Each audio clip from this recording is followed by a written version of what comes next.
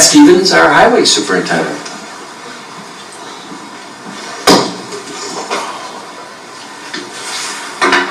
Thank you. Good evening. Good evening. Trying to make this brief, but it's a little tough. A lot of lines. With this budget, there's a lot of lines, a lot of moving parts that we analyze every year throughout the year, but got a few notes on a few different things. So, general fund town-wide is where we're starting here. So most of the items you'll see in here, the first couple lines are salaries for employees. Those are aligned with pre-established increases, whether it's for white-collar contracts or salary matrix for appointed employees such as myself. So those are possible increases. They are merit-based increases, but they are always a potential, so we budget for them. In the area of part-time employees, that's the first big shift that you see there. That is actually a shift in how we look at it. So we had this line and we said, okay, we're putting a small amount for part-time employee in here, but we actually have a bigger dollar value for part-time employee. And the way it was distributed before was across different operations. So we had a portion of part-time employees in snow and ice, which is winter dispatchers, things of that nature. We had a portion, I believe, in leaves, and then possibly in general road repairs, some different areas where there's labor lines. And we kind of said, well, if we're going to have this line, we might as well make it all-inclusive of all part-time employees. So that's what we did. So what you'll see throughout the rest of the labor lines is a slight decrease, even though their contracts also require an increase. And that is where the roughly $73,000 increase in that part-time employee comes from. So it's not an actual increase in number of employees, it's just a redistribution of our total labor cost across the department into part-time. So if you look at this part-time line, it shows what's being spent on all part-time employees before it was distributed amongst the different operations where those employees would work. Either way works. We just felt that this was a better way to represent this line. On labor lines, just a quick general, because they do shift around, they all have increase covered by some of the union contracts, but the way they're distributed into the different funds and lines of this budget is we take the total number of people that we have, possible increases for the year, and we get a total number, and then we utilize past information on how much time is spent on each service within here, whether it's snow and ice, leaves, general road repair, all of those, and then we assign a percentage to that total. So all of the labor that's in here represents the total number of employees that we need and we're budgeted for, and then the distribution of it, we try to align with any averages that we have over the course of 3 years and things of that nature. So that will apply for every labor line you see throughout the highway-centric budget here. So continuing to move down through the lines, the other thing you'll see in this section of the general is some adjustments that are driven by the new building and the new facility. The general improvements line has gone down quite drastically, over $40,000. That's because a brand new building should not need nearly as much general improvements as the previous facility. Move along down to capital improvements for the building, same story there, was $15,000, now it's $2,500. That is because we shouldn't have to have as many capital improvements on the building and the facility. We actually had a decrease in security monitoring, currently using a different security monitoring company than we have in the past. It kind of came along with the new building. We get a year of service, and their service for monitoring all of the security and fire for that building is actually less than we had seen in the other facility. So that's interesting, given some of the other per square foot costs for maintenance are going to go up. We'll see those a little bit lower down. Payroll time attendance system, we are working toward a more digital form that aligns with our time clock. Converted back to a digital time clock. With that, we're working on some different modules to have time off and accrual time submitted electronically, so there's some fees associated in 2026 for that. That's where that line popped up for the $4,000. Moving down, other significant changes, you'll see cleaning has gone up significantly, more than double. So we were cleaning a certain square foot of space. Now we have a new facility where we are cleaning in a similar way, a much larger space. The space for 50 people, not the space for 18, where the 50 people are working out of. So there's an increase there. However, this cost and service is associated with the townwide cleaning contract. So any review or RFPs we put out about that and any increases we see this would be affected question come up earlier. Then moving along down, we have some increases in utilities year over year. That's twofold. One is the size of the new building, 82,000 square feet versus the roughly 25,000 square feet that it replaced. It's also because the old building hasn't been demolished yet. We saw some costs last year associated with keeping certain services, heat and water in that building, and that hasn't quite stopped. Obviously, coming up this fall, we'll be talking about Salt Barn. That project has the demolition of the old building included.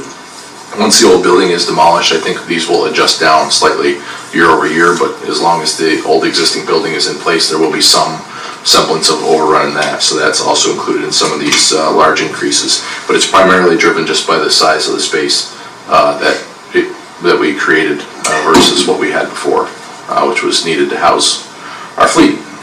And that's the majority there. So overall, this section is up, $90,000 or so, but most of that is a shift in labor onto the one line, the 73 portion of it, more so than any actual major increases.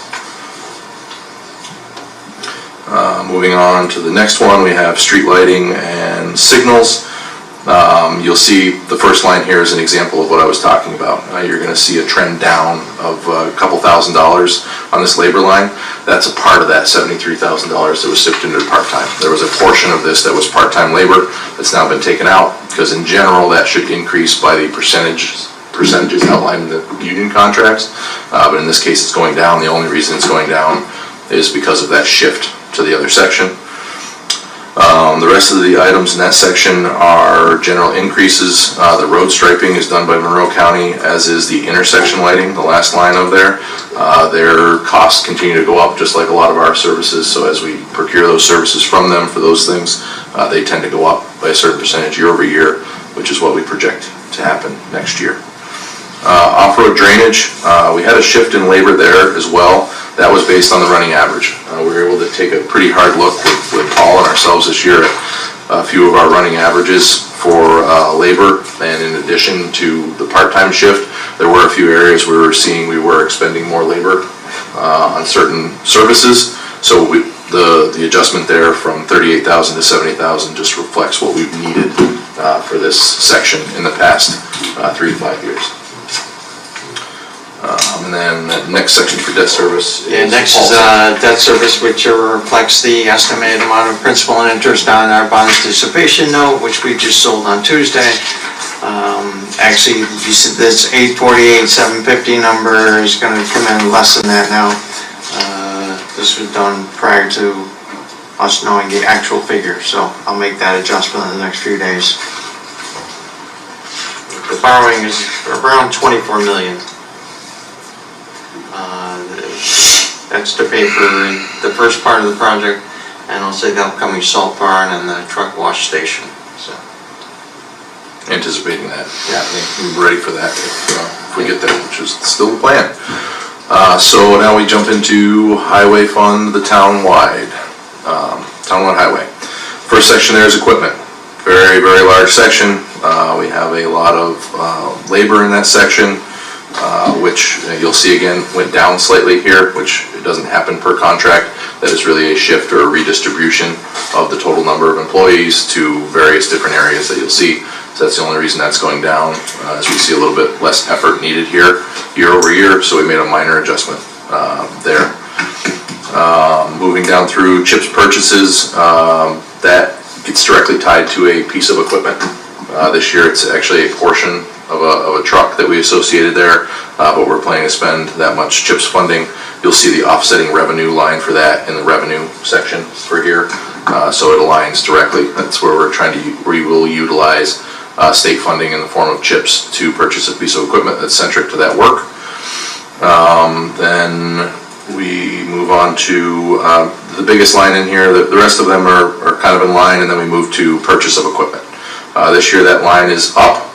The pieces of equipment that we purchase are of big enough value that if there is any fluctuation in this line, it's not small, which basically means you can't have the pieces of equipment you can unless there's a big jump or not. The reason this line needs to be kept healthy, and I continue to go after it, is to get into a different cycle, a cycle that drives down maintenance. And we are able to realize that this year. When we get down to the maintenance line, that line has come down roughly $100,000. That's a result of some of our equipment starting to get newer. So trying to drive that maintenance cost down and cut down on breakdown time, cut down on equipment, just repairs that we're doing. There's drastic improvements that can be made. We're now able to get like a 7-year full warranty on our new trucks, which means the cost of operation of our large trucks, our large fleet trucks that are doing the plowing and the hauling, in the first 10 years versus the second 10 years is drastic. 5 to 10 times as much year over year if you're able to utilize them for those first 10 years. So far here, between supply chain issues and just the size of our fleet, I've yet to be able to sell a used piece of equipment, a large fleet truck that was less than 20 years old. So our average is one of the highest in Monroe County as far as total age of trucks. So I continue to push for this line. This line is extremely important. We'll see this year a slight decrease in maintenance costs, which is really what I was hoping to track. The other line that will change over time as we're able to rotate the vehicles out in a better pattern will be the resale. Right now, our resale line is extremely small. A 20-year-old truck, although it costs over $300,000 to replace now, is still barely worth $20,000. When you bring that down and you get that up over $100,000, the net year-over-year cost of the piece of equipment to replace is significant. Paul has it down there. Right now, we're projecting 25 last year, 16,000 this coming year, and it's really. Honestly, if it's a 6-wheeler and a 10-wheeler, they usually go for $8,000. We've seen that at auction. So there's a really serious discrepancy in resale value when you go from a 10-year-old truck to a 20-year-old truck, as well as downtime. Just the amount of hours that it spends down, the probability that it's going to break down during a snow and ice operation. Some of these times when these vehicles can't go down, we maintain them to the highest ability possible. But a 20-year-old truck is still a little bit of a liability. We really need to get that down. 15, 10 would be ideal, but even if we got to an average age of 15 years, we would be in a much better place. So primarily that line, the $1,110,000, is 3 additional trucks. As we were going through this and discussing these lines, I mentioned my goal was to replace 2 trucks a year. We currently have 24 full-size trucks. That would get us into a 12-year rotation. Unfortunately, for a lot of different reasons, supply chain, legislation, I have not achieved 2 trucks per year. So I've been here 4 years and we've only gotten 6 trucks. We should have 8 in hand right now, we don't. That's not a budgetary issue, it's just the truck market and the type of truck we're getting. So it continues to be a challenge, but we put a lot of time and a lot of thought, and I'm continuing to do a lot of analysis in this line to make sure my approach to this holds true, because it's a massive amount of money and it needs to yield long-term savings. I very strongly believe it will, and it's starting to show that it's trending that way, and it will, but we will continue to monitor it. But that is the reason for the larger value in that line this year. We go down through to vehicle operating lease expense. So the vehicle lease program that we have is our pickups, our foreman's vehicles primarily, and a couple of our shop vehicles. We continue to try to exercise the same program with those. We want to be rotating them out in a way that the resale value is very high, which minimizes our year-over-year cost and time to spend on maintenance. So that line is going up to facilitate more vehicles going into it, and possibly buying out and eliminating some of the fees from that program, but primarily just putting more vehicles into it that just haven't come up in rotation yet. That'll be one of the first times we rotate a vehicle out in 5 years, less than 80,000 miles, and that's the sweet spot for the resale. You still get more than 50% of the cost of the vehicle back if you're able to get it switched out in that time frame. So that should drive this line down in long term. Those are the big lines in there. So if you go down to the equipment repair and maintenance, Paul already kind of jumped there, but you'll see that is again down almost $100,000 year over year. We were able to track that for the last 3 years, and we haven't fully utilized it, haven't needed to fully utilize it so we're not going to budget for it next year. We hope that that is a sign of everything I've just talked about, that the vehicles that we have replaced and renewed are not needing as many big repairs, and therefore our cost is going down significantly already. Then we kind of go down to the revenue section. You'll see the snow and ice Monroe County, snow and ice New York State. Those are revenues that go against the large snow and ice cost. You'll see in the next section for maintaining their roads for snow and ice, Monroe County, other governments. This is the equipment portion of the highway work that we do. We charge them rental fees for our trucks and every piece of equipment you see out there on the roads. We're currently actually out of town, unfortunately, doing a county road. Fortunately and unfortunately, we're happy to have the revenue work, but we always want to focus on the county roads that are in town first. This year, there wasn't a lot of county road work within Webster, so in order to keep these revenue lines in check, we were out of town. So we're down in Penfield and Perrington right now on Baird Road doing some work. So all the equipment you see there generates the revenue in these lines. We expect it to be similar next year as it was this year. Sale of equipment, like we said, we want that line to go up. It should significantly go up once we get into the better cycle of rotating our vehicles out earlier. Right now, between supply chain issues on trucks, I haven't done any planning for that line to go up yet. I hope to realize some of it and then, have some averages in order to support an annual projection of that to go up. So the last line in the revenue is that CHIPS line. So you'll see the CHIPS Consolidated Highway. That one directly correlates to the CHIPS expense line higher up in the section. It's the exact same value. It represents that we're getting the revenue from the CHIPS funding in New York State to pay for the piece of equipment. And then we're back to debt service again and employee benefits. Debt service, we're just paying down some equipment that was financed a few years back. So there's about 2 more years to go on that. Employee benefits are for this fund, are pretty flat year to year, so there's not much to speak of overall. Probably, I should mention the interfund transfer. There's a transfer of $550,000 that actually comes from the highway part-time fund and $50,000 from the special drainage district. And that is those 2 funds utilize the equipment that's owned by the highway townwide fund.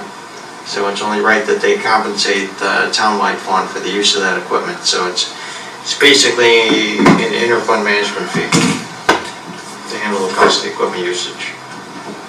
Yep, that makes a lot of sense. What allows that dollar value to be a little bit higher, but it makes sense because we use the equipment on all of these funds, but we have to pay for it only out of one. Right. So that's the key to those transfers. It's a huge help. It's been a big thing the last few years. So I'll jump to part-time. Part-time fund. All right, so the next is a different fund. It's our highway part-town fund. The first section there is general road repairs. One of the bigger things you'll see there is employee compensation shift. So the biggest shift, and when I say shift, it means that some of these dollars were allocated in different areas, and you'll see some go up and some go down. So with general road repairs and then the permanent improvement section, which is next, we historically paid for the permanent improvement sections, which would be our capital projects throughout town, full reconstruction of roads, with town dollars. And we used the CHIPS funding primarily for general road repairs. I think I said that right, either that it's backwards. But in the past few years, they've started to shift what you can use the CHIPS funding for. And one of the provisions was that you could only use it on a road for every 10 years.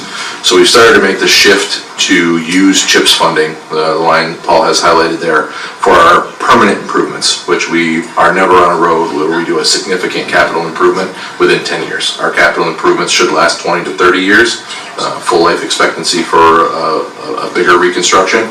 So we're utilizing the CHIPS funds for that, so we don't come up against their barriers of using CHIPS funds on the same road within 10 years. So you see a significant increase in the CHIPS line of the permanent improvements, and then the dollars that come from the taxes and the town money are going to be used on general road repairs, which is primarily our preventative maintenance program, which is chip seal. So chip seal ends up in the general road repairs. We're going to use town funds to pay for more of that and use our CHIPS funding from the state to pay for the permanent improvements. So that represents most of the fluctuation that you'll see in here, other than the annual cost increases and things of that nature that go along with our salaries. It's a little confusing, but in general, it is a shift from one task to another. Then we move into the other services, which has overtime pay. We saw some of those go down slightly. That was a result of the averages that we looked at. We were seeing that year over year, the averages weren't being utilized, so we took them down by a few $1,000s each. Leaf collection, there's some shift in pay there. We weren't seeing the money being utilized for overtime. We're able to see it in the regular wages, regular time, which is good. It means that our scheduling and our logistics on it is good for avoiding overtime. So we shifted some funds there. So a decrease in overtime and an increase in regular wages. For that section, to cover what we're seeing year over year, overall for the section, not a significant change. Snow removal, there's a few contractual things with that, no significant changes year over year. We're seeing a little bit of, I think with the lighter years, other than this past year, the years previous, the Monroe County is based on a 3-year average. There's some different things with that causes some of these to go down. Certainly no less roads to plow, I promise you that, but just some adjustments in what we're seeing for averages. Snow and ice we bumped up slightly. It's a very difficult year for ice materials, so salt and de-icing material. The last line there, we continue to see those prices go up, and then this past year with the shortage, there was a lot of fluctuation there, so we want to make sure to keep that line healthy so that we have as much material on hand as we can store. Hopefully we'll be able to store more very soon when we get the upsized barn. Services for other governments. You have the compensation county roads. These are actually pretty tightly tied to the revenue lines. You'll see at the end of this section. So they represent the expense that we put toward some of our revenue generating work for the county, whether it's overtime for roads or brush. Do the next section. Retired or employee benefits, we do see a pretty good increase in retirement contribution, which there was a reallocation and also higher rates we've been seeing. Medical insurance for employees that actually was budgeted generously from previous years. So you're actually seeing a decrease in that budget line, even though there is about a 12% increase baked in there to the actual expenses. Retiree expenses for medical insurance, that's up $50,000, which is a substantial increase, as I explained earlier. That's what we've been seeing across the board. So overall, employee benefits are up about $57,000, which in aggregate, not too bad. This fund does benefit from sales tax revenue. Within this budget, I've actually shifted some of the revenue to the general townwide fund. So you're seeing a big decrease right here. The goal is actually to reduce the part-time tax rates to 0 through utilization of sales tax revenue and appropriated fund balance. And here are some of the other revenue. Yeah, the other revenues are the services that we talked about earlier. There's expense lines in there to represent them, but essentially in order to remove snow and ice from the whole town and do a lot of these services across the whole town, there's an expenditure for the total, and then these revenues all offset that. So these represent the services we provide for the state and county, and there's a pretty good chunk in there for both sections, hundreds of thousands of dollars in revenue, which really helps the overall budget. There's also the CHIPS line in there under revenue, which is reflected directly in the permanent improvements. Now, there's a permanent improvement expense for $450. That's what we plan to get reimbursed for on CHIPS. So that section is there. Then we get into the transfers. Here's the other side of the $500,000 transfer that goes over to the Highway Park Trunk Fund that we spoke of a few minutes ago. And I think that leaves the drainage. That leaves drainage. So drainage, Again, we looked at some averages and different things, so the trickiest part about this one is that there is a large need within the community. We get a lot of drainage calls, we have a lot of drainage jobs. Our backlog in completing drainage jobs is still very long. I say 3 years, that's because that it can be in certain situations, depending on the priority of the situation. Some of the maintenance type items still takes us that long to get there, but at the same time, we weren't utilizing this, in the labor in this year over year, so we're gonna bring it down. So a lot of the adjustments here are coming down to match year's averages, but we do have a lot of need, and as this fund stands on its own and starts to have balance and we're able to get staff and equipment in line, it likely will go back up in cost, just because there's still a lot of need. For 2026, I wasn't feeling confident that we'd be able to fully utilize the averages that we had seen, so we decreased it, which will result in a decreased rate on the tax bill for our residents, which is very good. But as soon as we are able to get things organized, it's likely that annual fee will go back up so that we can complete more of this work and get caught up on our backlog. Employee benefits, actually I right-sized a couple of these accounts based on the historical spend of labor dollars. So they budgeted a little high, so I just corrected those, mainly for the retirement and for the medical insurance. And here's the 50,000, which is being transferred over to the highway townwide fund for equipment use. And there's just a few revenues. Interest is the biggest one. It's actually coming down to about a $35 rate right now, which was 39 last year, so it's a decrease, even though in the future I would expect it would go up. Yep, like I said, there's for drainage work. There's significant need. There's a material lines in that line in there that we put up a little bit. There are some of these areas where we can utilize services from third-party contractors to do things like pipelining. So we anticipate doing as much of that as possible. If we can't perform everything ourselves, we'll have to start to work toward that, which is good, because there will be areas in town that need that. That's our last section. It took an extremely long amount of time. Hey, you're right on time. You might not do it. Oh, yeah. But I only had 15 minutes. Thanks, Pat. Thanks. Any questions? No, I said this, just a statement, and I said the same thing last year, that I genuinely appreciate your strategic approach to budgeting for the highway department. It would be very easy to just not invest in new equipment and always be focused on patching, and we learned from the sewage wastewater treatment plant and other large projects in the town that that's not a very effective way in the long run from a cost perspective.